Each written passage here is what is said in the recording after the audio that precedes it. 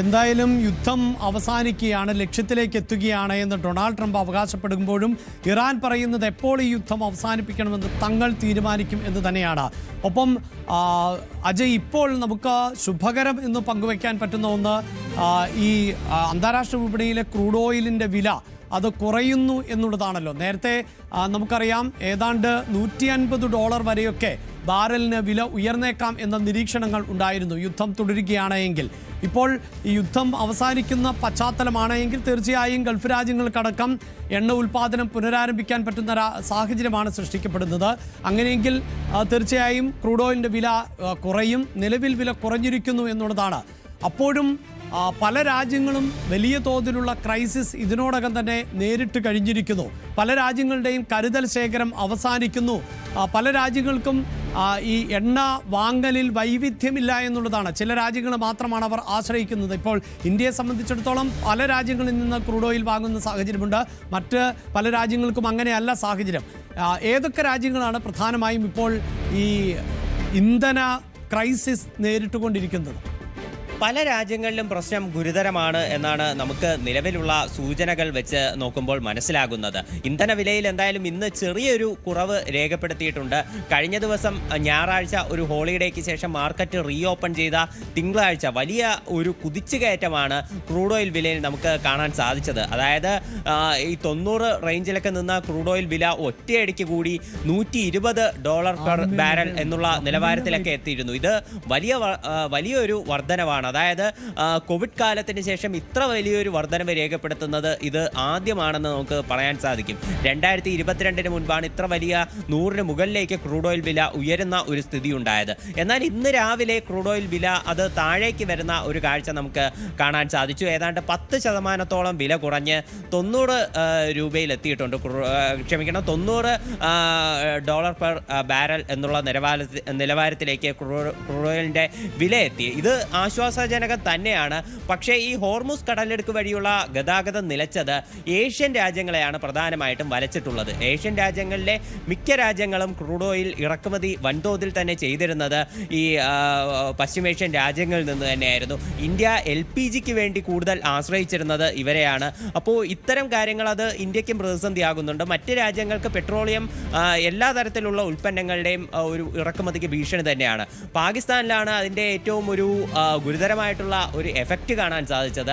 പാകിസ്ഥാനിൽ കഴിഞ്ഞ ആഴ്ച ഒറ്റയടിക്ക് പെട്രോളിൻ്റെ വില 55 രൂപ പാകിസ്ഥാനി കറൻസി ഉയർത്തിയിരുന്നു. അതായത് ഏതാണ്ട് ഇന്ത്യൻ കറൻസിയിൽ 18 രൂപയുടെ ഒരു ഫലമാണ് ഉള്ളത്. അതുപോലെ തന്നെ ഇത് പാകിസ്ഥാനിൽ നിലവിൽ സ്കൂളുകൾക്ക് 2 ആഴ്ച അവധി പ്രഖ്യാപിച്ചിട്ടുണ്ട്. സർക്കാർ ഓഫീസുകൾക്ക് ഇപ്പോൾ നിലവിൽ 50% ജീവനക്കാർ വച്ചാണ് സർക്കാർ ഓഫീസുകൾ പ്രവർത്തിക്കുന്നത്. ബാക്കിയുള്ള 50% ഉദ്യോഗസ്ഥരോട് വീട്ടിൽ നിന്ന് വർക്ക് ഫ്രം ഹോം എടുക്കാനാണ് അറിയിച്ചിട്ടുള്ളത്. അതുപോലെ തന്നെ യൂണിവേഴ്സിറ്റികൾക്ക് ഓൺലൈൻ വഴി മാത്രമാണ് ക്ലാസ്സുകൾ. അവർക്ക് നേരിട്ട് ചെന്നിട്ടുള്ള പഠനം നിലവിൽ അവിടെ പുനരാരംഭിച്ചിട്ടില്ല. അതുപോലെ തന്നെ പല ഈ സൗത്ത് കൊറിയ, അതുപോലെ തന്നെ ഫിലിപ്പീൻസ് തുടങ്ങി പല രാജ്യങ്ങളും ഇന്ധനവില അത് നിയന്ത്രിക്കുന്നതിൽ എണ്ണ കമ്പനികൾക്ക് നിയന്ത്രണം ഏർപ്പെടുത്തിയിട്ടുണ്ട്.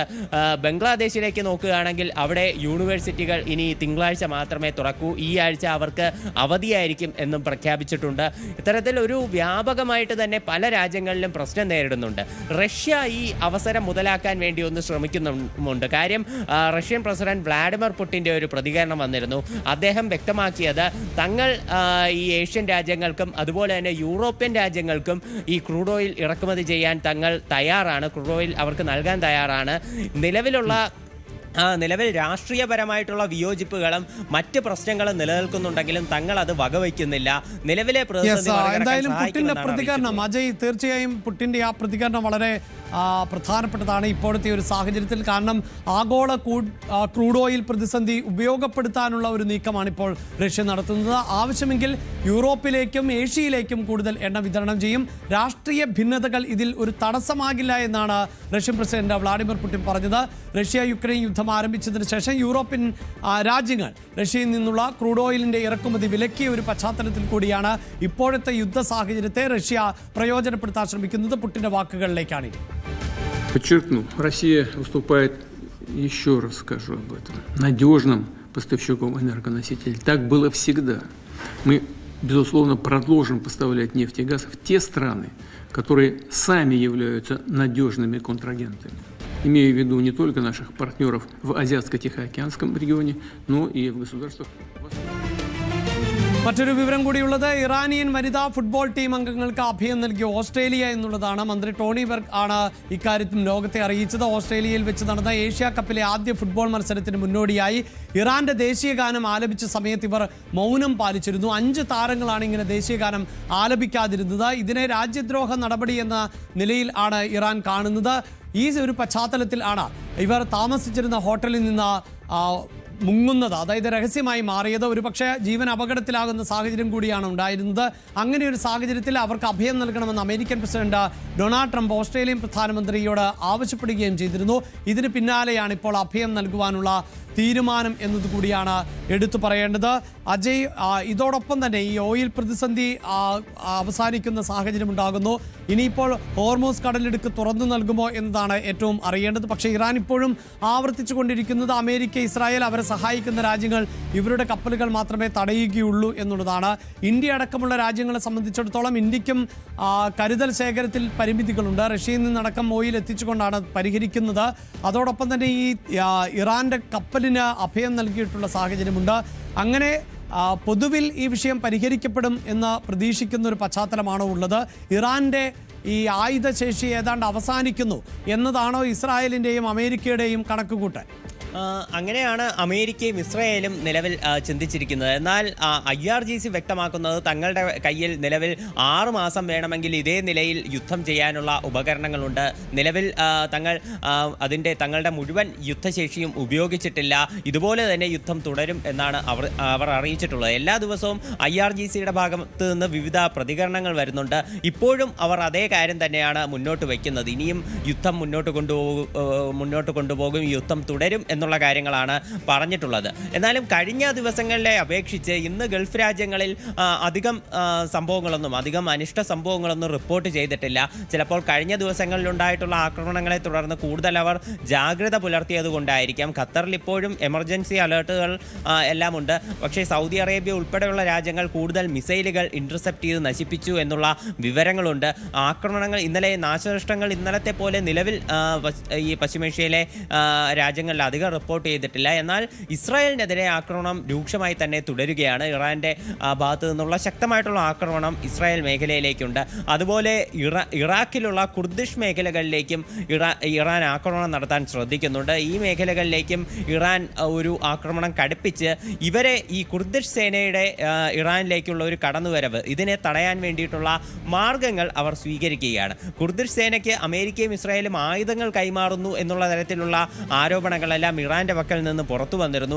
എന്തായാലും ഇത്തരം ഒരു സംശയം അവർക്കുള്ളിൽ നിലനിൽക്കുന്നതിനാൽ തന്നെ ഈ ഒരു കുർദിഷ് മേഖലയിൽ നിന്നുള്ള ഒരു സേനയുടെ കടന്നുവരവ്, ഇത് തടയാനുള്ള നടപടികളും ഇറാൻ വളരെ കാര്യമായി തന്നെ സ്വീകരിച്ചു വരികയാണ്. ഇതിനിടെ നമ്മൾ കഴിഞ്ഞ ദിവസം മുജ്തബ ഖമനയെ പുതിയ നേതാവായി പ്രഖ്യാപിച്ചതിന് ശേഷം കൂടുതൽ നഗരങ്ങളിൽ ജനങ്ങൾ അദ്ദേഹത്തിന് ഐക്യദാർഢ്യവുമായി തെരുവിലേക്ക് ഇറങ്ങുന്ന ഒരു കാഴ്ചയെ നമുക്ക് കാണാൻ സാധിച്ചു. അദ്ദേഹത്തെ പിന്തുടർന്നുകൊണ്ട് നിരവധി വലിയ തരത്തിലുള്ള ജനക്കൂട്ടം തെരുവിലിറങ്ങിയിരുന്നു. ഇറാന്റെ പതാകകളും അതുപോലെ മുജ്തബ ഖമനയുടെ ചിത്രങ്ങളും എല്ലാം ഇവർ ഉയർത്തിക്കാട്ടിക്കൊണ്ട് തെരുവുകളിൽ വന്നു നിന്നിരുന്നു. അപ്പോൾ ഇത്തരം കാഴ്ചകൾ കൂടി ഇറാനിൽ നിന്ന് സംഭവിക്കുന്ന ഒരു വിവരങ്ങളാണ്. അതായത് പുതിയ നേതാവിനെയും അവിടെയുള്ള ഒരു വലിയ വിഭാഗം ജനങ്ങൾ സ്വീകരിക്കാൻ തയ്യാറാണ് എന്നതിൻ്റെ സൂചനകളാണ് ഇതിൽ നിന്ന് നമുക്ക് ലഭിക്കുന്നത്.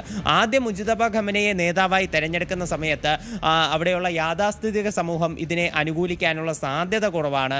അദ്ദേഹത്തിന് ഈ ആയത്തുള്ള അലി ഖമനയെ പോലെ ആത്മീയ തലത്തിൽ വലിയ സ്വാധീനമുള്ള നേതാവല്ല. അത്തരം വിഷയങ്ങളിലൊന്നും അധികം പ്രതികരിച്ചിട്ടുള്ള ഒരു ആത്മീയ പ്രഭാഷണം നടത്താൻ കഴിവുള്ള ആളല്ല. ഇദ്ദേഹം ഒരു ബിസിനസ് മാഗ്നറ്റാണ്, അതുപോലെ ഒരു ആർമി ഉദ്യോഗസ്ഥനാണ്, അതുപോലെ ഒരു പൊളിറ്റീഷ്യനാണ്. ഇത്തരം കാര്യങ്ങളിലെല്ലാമാണ് മുജ്തബ ഖമനയെ തിളങ്ങി ഇതിനു മുൻപേ കണ്ടിട്ടുള്ളത്. അതുകൊണ്ട് ഈ ആത്മീയ വശം ഇല്ലാത്തതിനാൽ അവിടെയുള്ള ഭൂരിപക്ഷം വരുന്ന ഒരു വലിയ വിഭാഗമായിട്ടുള്ള യാഥാസ്ഥിതികർ അദ്ദേഹത്തെ പിന്തുടരുമോ എന്നുള്ള സംശയമുണ്ടായിരുന്നു. പക്ഷേ 88 അംഗങ്ങളുള്ള അസംബ്ലിയും അതുപോലെ തന്നെ ഈ വലിയ വിഭാഗം ജനങ്ങൾ അദ്ദേഹത്തിന് വേണ്ടി തെരുവിലിറങ്ങുന്നതും ഇദ്ദേഹത്തിന് അവിടെ അക്സെപ്റ്റൻസ് കൂടി വരുന്നതിൻ്റെ ചില തെളിവുകൾ കൂടിയാണ്. യെസ്, എന്തായാലും അമേരിക്ക പറയുന്നത് യുദ്ധം അവസാനിപ്പിക്കുകയാണ്, ലക്ഷ്യത്തിലേക്ക് എത്തുകയാണ്, ഉടൻ ലക്ഷ്യം കൈവരിക്കുമെന്നാണ്. പക്ഷേ ഇറാനിൽ ഒരു ഭരണമാറ്റം തന്നെയായിരുന്നു അമേരിക്ക പ്രതീക്ഷിച്ചിരുന്നത്. അവിടെയാണ് അയത്തുള്ള അലി ഖമേനിയുടെ പിൻഗാമിയായി മുസ്തഫ ഖമേനിയെ തെരഞ്ഞെടുത്തത്. ഖമേനിക്ക് കൂടുതൽ ജനപിന്തുണ ലഭിക്കുന്നുവെങ്കിൽ പിന്നെ എന്താണ് അമേരിക്ക പറഞ്ഞു വെക്കുന്നത് എന്നതിൽ വ്യക്തതയില്ല. അതേസമയം ഇറാന്റെ ആയുധശേഷി കുറയുന്നു എന്നതാണോ അർത്ഥമാക്കുന്നത് എന്നതും അറിയില്ല.